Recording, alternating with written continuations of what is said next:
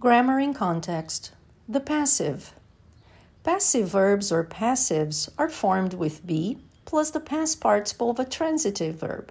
Example, meals are served every 15 minutes. We use passive verbs to say what happens to the subject. Example, some devastating scenes were described. In contrast to active verbs which are used to say what the subject does. Example, the rescue workers described some devastating scenes. Now, listen to this news report and find more examples of verbs being used as passives. Levels, intermediate up.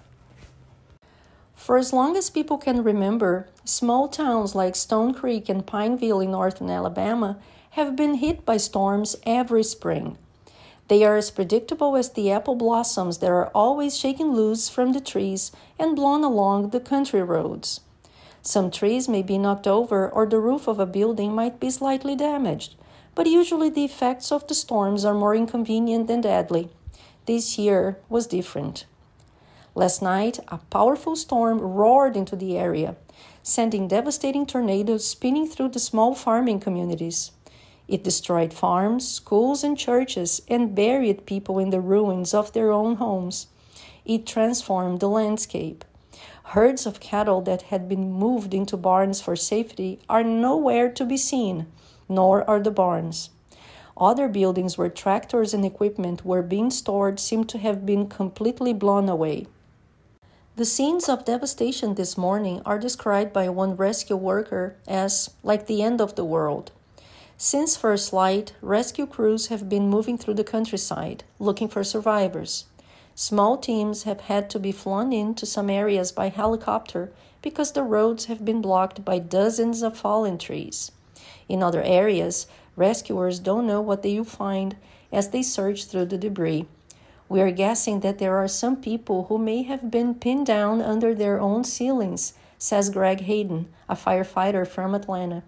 Sometimes we can't tell the houses from the stables or the garages. It's a mess. Dozens of people and animals could have been buried in there. One by one, the miracles and the tragedies are coming to light.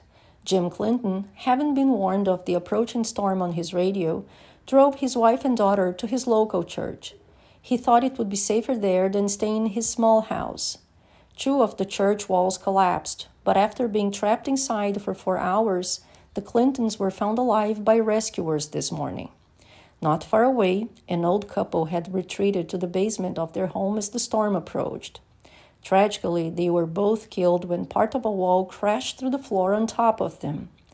The names of all victims are being withheld until their families can be notified. At least 38 people have died and many more are missing. About 100 people have been seriously injured and more than 1,000 have been left homeless. The search for the missing may last for days, but the effects of this one storm are going to be felt for many years. It's like someone dropped a bomb, said one shocked woman as she searched through the remains of what used to be her home.